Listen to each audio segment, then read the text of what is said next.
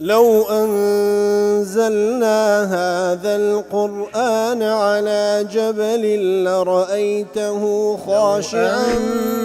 أنزلنا هذا القرآن على جبل لرأيته خاشعا أنزلنا هذا القرآن على جبل لرأيته خاشعا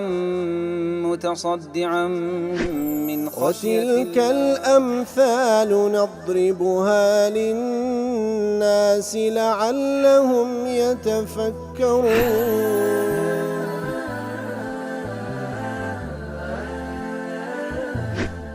الحمد لله والصلاة والسلام على رسول الله وعلى آله وصحبه ومن والاه. السلام عليكم ورحمة الله. برزان خوش حالم لواني 1251 لوانا كان تفسير قرآني بيروزبين وخزمتان ومن بس رزامندي رب العالمين وهي وادان مئوي آزي السودي لول بقرن.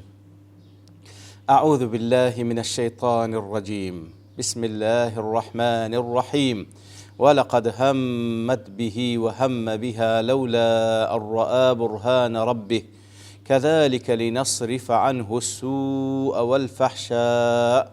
إنه من عبادنا المخلصين. بەڕێزان هەروەک لەوانەیە ڕابردوش کەمێک لە خزمەت دوات پیرۆزەدا بووین لە دوای ئەوەی کەوە ئەو ئافرەتە خۆی عەرز دەکە لە بۆ یوسف و جەوەکەش مهەیە دەکە. بەڵام یوسف عەلەیهی سەڵات وەسەلام وەکو لە ئایەت پێشتر فەرمووی قال معاذ الله خۆم دەدەمە پەنای الله تعالى اینجا ئامۆژگاری ئەویش دەکا إنه ربي أحسن مثواي إنه لا يفلح الظالمون. ئەو کارێک کە داوا دەکەی زۆڵمە کەسی زاڵمی سەرکەوت سەرفراز نابی. بەڵام لەگەڵ ئەوەش ئەو ئافرەتەوە لەقەد هەمت به تەواو نیەتی عەزم و جەزم کرد کەوا ئەو کارە ئەنجام بدە. وهەم بها ئیتر لێدا بە چەند شێوەیەک لێک درایتەوە ئەوەی کەوا وەکو لەوانەیە ڕابردوو باسمان کرد یەک لە شێوازەکانە کەوا وهەم بها واتە یوسفیش نیەتی کرد بە خەیاڵی داهات بەڵام نەک وەکووی عەزمی جەزم بکە بە خەیاڵی داهات. هەمەکەی یوسف خاتیڕەیەک بوو بە خەیاڵی داهات حديثي نفذ بو وكو ابن تيمية رحمة الله عليه كذا فرمي دون أهمها همك طبعا دفرمي وكو إمام أحمد أو قول إمام أحمد نقل دكاتن دون نوعه هم نيتك إصراري لقلا وكوي امرأة العزيز بإصراره برياري دابو بيك بلام هم شيء خطراته بخيال الدادو دروا يتر أوي يوسف عليه الصلاة والسلام دفرمي بخيال داهات لمقابل دا إخلاصكي روبروي أو همي بووا كوا نابي أو كار أنزام دا لبيناي خواي قبر سبحانه وتعالى دفرمي لك كوتاي دا أو همي يوسف بخير كوتاي بيدي بأزرو باداش لو إذا نسل البروي بخيالي دا هاتو لترسي خواي قبرش إخلاصكي ظالبو بسر أو فكرة أو وسوسي كبخيالي دا هات لكوتاي دا لبيناي خوا كنايكا طبعا مأجورة مثابة أزر باداش وردقريتوا إنزا وآتشنا إن الذين اتقوا إذا مسهم طائف من الشيطان تذكروا فإذا هم مبصرون. إنسان متقي كاتكوا شيطان خيال خلاف لديني إتر يادي خواي قوري دكاتوا خواي قورش برتصاوروشني بيدا بخشي. إنزا هل لدري شيء سكاني كلفتاوي كبرى هاتية دالي أوي كوا باز ذكري كقوا يوسف عليه الصلاة والسلام طبعا وكو باس ما كان أو داري مجرد بخيال دات زو إخلاصك روبروي أو خيالي بو بالتأكيد امتناعي كان بلام دلوي كوان نقل ذكري لهنديق لكتابة كان بوي كوا يوسف تواو خوي وكو بلا يقلاك ذبول بأنزام داني وكارا حل سرابيله واتا أو شمكي لبريبو تواو خوي تنهاكر لبوي كوا أنزام يبدا وهروها لي نزيق بوا لو آفرتا بمبستي أنزام داني أو كارا بلام لو حالتي ويني يعقوب بيني كوا بنزي خوي دقزي ياخد هاو شوي أو كاشتيد كبا ذكره دلي فكله مما لم يخبر الله به ولا رسوله. نا الله تعالى باسي كرديا نا پیغمبر كش صلى الله عليه وسلم باسيان كرديا وما لم يكن كذلك أجر لا قرآن السنة باسنا كرابي فإنما هو مأخوذ عن اليهود. دالي أقصان همي اليهود ورجيرا الذين هم من أعظم الناس كذبا على الأنبياء وقدحا فيهم. يهود لهمو كسيك زياتر درو لسر پیغمبران دكن عليهم الصلاة والسلام لهمو كسيك زياتر يهود تانا لبيغمبران ددن وكل من نقله من المسلمين فعنهم نقله أو مسلماني كوا نقلي كرديا همو ليهود وجيرا سرساوكي بهيج شيويك لا هيج كسيك لوانا هيج قولك لو أقوالانا لبيغمبري خوبان صلى الله عليه وسلم دفرمي يك حرفيش ورنجيرا شنقيتي ضلي وهم بها باز لو هم يوسف ذكا ضل فالجواب من وجهين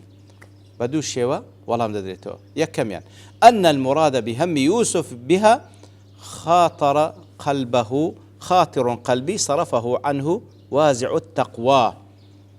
عيني أويش وكو شيخ الإسلام ضليتن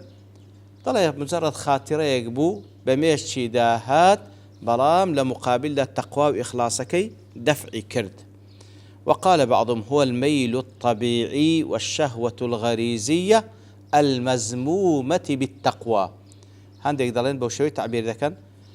أويش وكو بشر يوسف عليه الصلاة والسلام ميلش طبيعي للام بيا ولا بو أفرد بتابتش لو حالتانا شهوتي غريزي هي بلام يوي المزمومة بالتقوى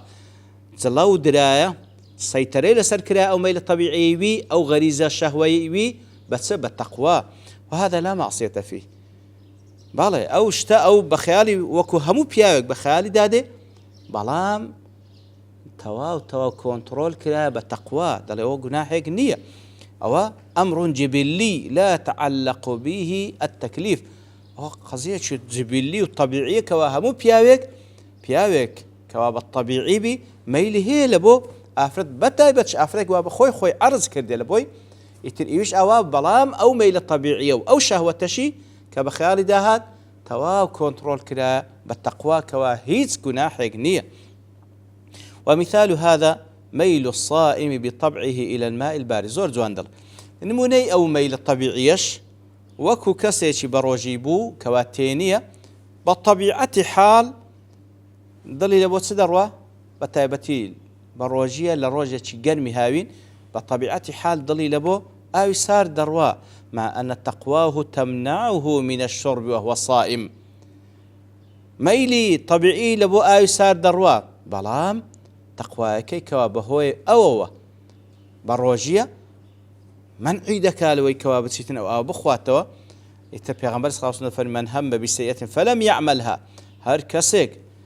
بابلين نيت بكالبو جناحك وبلام نيكا كتبت له حسنة كاملة لابد أن نسري بحسنيش كامل تكلم بناء إخواني كذا لأنه ترك ما تميل إليه نفسه بالطبع خوفا من الله وامتثالا لأمره يتركسي بروجي بالطبيعات حزي لآ والله كنايكا لبيناوي خواي قورة لبيناوي جيب ذكر فرمان خواي قورة وبحسن بهمان شيوش ميلي لو دروال بو أنزام داني فاحشة بلام لبرخ ترسي خواي قورة أو ميلي بابلين كنترول كدية بتقوى عيني بحسنة لبويدا نسري أو جوابي يكم جوابي دوميش كوادل أبي حيان أويها البجاردية أن يوسف لم يقع منه هم أصلا يوسف أوي بخيال جدانهات بل هو منفي عنه لوجود البرهان بلكو أوشتا هر بخيال دانهات لبر أوي تكاتك تفرمي وهم بها لولا أن رأى برهان ربه كواتا وكزانان دفرمون أوي بابلين بليك دان أوي دوام كبحيان شو هاليك دايتو ضلين ولقد همت به ليرى وقف ذكي دوستي وتآفرتك عزمي جزم كركوا أو كار أنزام ده ولقد همت به تقف ليرى دوستي وهم بها لولا أن رأى برهان ربي وهم بها لولا أن رأى برهان ربي يوسفيش نيتي ذكر أو كاربك أجر برهان بلقي خواي قوري نبيني با كواتا ما دام برهاني بيني أصلا بخيالي شدانا أجر نيبيني با أو جا بخيالي دادهات أو ها دوام رأي دوام وهاي لك دايته أو جا لدوائي وهنا نوي أو دو وجهي لك دانا ودلي هذا الوجه الذي اختار أبو حيان وغيره هو طبعا ابن عطية كالدوائي شنقيتيها تتواوي كذا ضل أوي دوام أو رأي دوام كوا أبو حيان هذا بجادي وغير ويش هو أجر الأقوال على قواعد اللغة العربية ضل براستي أويان زياتر جارية حسب قواعد زمان عربي لأن الغالب في القرآن في كلام العرب أن الجواب المحذوف يذكر قبله ما يدل عليه إلى أو إلى كقرآن هاتية كوبزماني عربي على كلام عربي شوية أو جوابي لابد بابرين أو جوابي كمحذوفة لابد جمليك يذكر قبله ما يدل عليه كواتاقر جوابش محذوف معنها بلا جمليك لبيشي أو شتيك باس كراي كبالغي لبو أو جواب محذوفي كقوله فعليه توكلوا إن كنتم مسلمين لسورة يونس دفرمي فعليه طبعا موسى عليه الصلاة والسلام بقوم كذا فرمي فعليه توكلوا إن كنتم مسلمين توكل لسر أو كان أجرنجو مسلمان أي إن كنتم مسلمين فتوكلوا عليه كانت معناه جملة كبخوية وها أجرنجو مسلمان دي توكل لسر بكن فالأول دليل الجواب المحذوف لا نفس الجواب كواتا يكم يان جملة يكم بلغية لبو أو جوابي كوا محذوفة نك أو نفس جوابك بي لأن جواب الشروط وجواب لولا لا تقدم لبر أوي ضل جوابي أو جملة كوا شرطية وجوابي لولا كبكار هاتي الزمان العربي ببيش جملة كيناكي ولكن يكون المذكور قبله دليلا عليه بلام ضل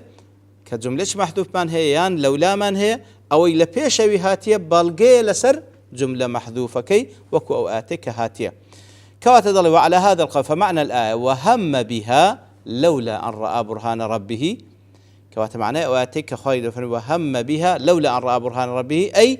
لولا أن رآه هم بها لولا برهان ربه هم بها كواتا أجر برهاني پروردگار نبا أو همي دكر بلام كبرهانك بو همي شي نبو فما قبل لولا هو دليل الجواب المحذوف كواتا أوي لبيشي لولا هاتية بلغي لبو أو جواب محذوفي كدواتر هاتية كدواتر يعني باب لدواتر أصل وابي بلام محذوفة هل وكو دلي أو كغالبا لقرآن للسنة ونظير ذلك قوله تعالى إن كادت لتبدي به لولا أن ربطنا على قلبها سورة القصص آتدا أو آتش طبعا باس للدهيش موسى ذك عليه الصلاة والسلام كإن كادت لتبدي به لولا أن ربطنا على قلبها عيني خريق بو آشكراي بكا أجر إيما دل كمان نبستا باوة خريق بو آشكراي بكا أجر إيما دل كمان نبستا باوة باش باشوي كخوي يقول فرمان بيدك بيخاتنا وصندوقيكو فريدنا أو كش ديباتا لو لا مالي فرعون أوان هلي دقنو يتر من دارا دقريه كسنية شيري بداته قدري خوا خليك وافرته آشكراي بكا أجر خوي يقول دلي قايم نكا حتى أكو بشواج لشواز كان أكو كان هاته خوي يقول اللوي دجيريته بخوش بخوي دكات سبحان الله أوي كمهمة ليرة إن كادت لتبدي بي خليك بو كشفي بكا كوكوريويا أجر خوي يقول دلا كينا بستاباوا لو يدله فما قبل لولا دليل الجواب كوات أوي لبيش لولا كهاتي بلغي لسر جوابك كوا محذوفة أي لولا أن ربطنا على قلبي لكادت تبدي به أجر ضل كمان قائم نكذبا أو خليك بأشكراي بكا فبهذين الجوابين تعلم كوات بودو جوابات أظاني أن يوسف عليه وعلى نبينا الصلاة والسلام بريء من الوقوع فيما لا ينبغي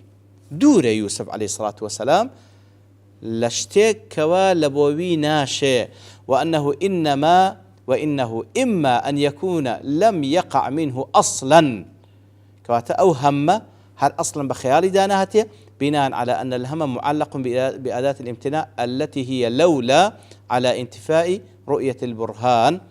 وقد رأى البرهان فانتفى المعلق عليه وبانتفائه ينتفي المعلق الذي هو همه بها كواتا يام بلق دان ويدوم كوا فعلا وهم بها لولا أن رأى برهان ربي كواتا أجر برهانو بلقيخ پروردگاري نبيني با أو همي لو درز دبو طالما كبرهانك موجود بو وتهمي نبوه أصلا همي نبو وإما أن يكون همه خاطرا قلبيا صرفه عنه وازع التقوى كواتا يعني أوتا فعلا خاطريك بو خيال داهات بلام تقوى وإخلاصك روبروي بو أو هو الشهوة والميل الغريزي المزموم بالتقوى يعني مجرد أو شهوة ميل غريزية كهامو بياوك هيتي بلام دور درابو كنترول كرابو بالتقوى إتر بو الشوية اللي كان دايتوا سعدي دلي فيه أن الهم الذي هم به يوسف بالمرأة ثم تركه لله. أيش هاي لك ذاته أو هم يوسف عليه الصلاة والسلام كبخيال داهات باشان لبو خواي قول اللي يقرأ مما يقربه إلى الله تعالى لبينا إخوة بخيال داهات أو كاربكا وكو بياوك وكو بشتش طبيعي كواهم بياوك أو دافعيها بارم لبينا إخوة كوازي لينا بوما يكوا زياتر لخواي نزيتي بكاتوا لأن الهم داع من دواعي النفس الأمارة بالسوء أو هم يكلا بيدا يستكاني نفس أمارة بالسوء وهو طبيعة لأغلب الخلق والطبيعي لبو غالب بياوان فلما قابل بينه وبين محبة الله وخشيته كاتك وهمها تبيش لمقابل دا خوشويستي خواه ترسان خواه تبيش غالبت محبة الله وخشيته داعي النفس والهوى يتر خوشويستي خواه يقول وترسان لخواه يقول غالب بو ظال بو بسر أو همي نفس فكان ممن خاف مقام ربي ونهى النفس عن الهوى لو كسانه كوا لمقام پروردگاري لو كاتك لبردست راجل القيامة اوي لبرتساو ولي ترساو وهروها لنتيجة نهي نفس خوي كلا هوا وآرزو فإن الجنة هي المأوى ومن السبعة الذين يظلهم الله في ظل عرشه يوم لا ظل إلا ظله وهروها لضمن أو حفظ كسي أو حفظ سين كسي كوا رب العالمين لروج قيامة لجير سيبري عرشي خوي رايان دكري ياخذ لجير أو سيبري كوا هي سيبري قنية هل لجير أو سيبرا أو حفتيني وكل حديث صحيح دهاتيا يقلوانا كوا بياوك دعته امرأة ذات منصب وجمال بياوك آفرتك كوا منصبي هي وجواني شي بانج دك البوكارة بلام أو دلي أخاف الله أم الأخواد ترسم وإنما الهم الذي يلام عليه العبد الهم الذي يساكنه ويصير عزما ربما اقترن به الفعل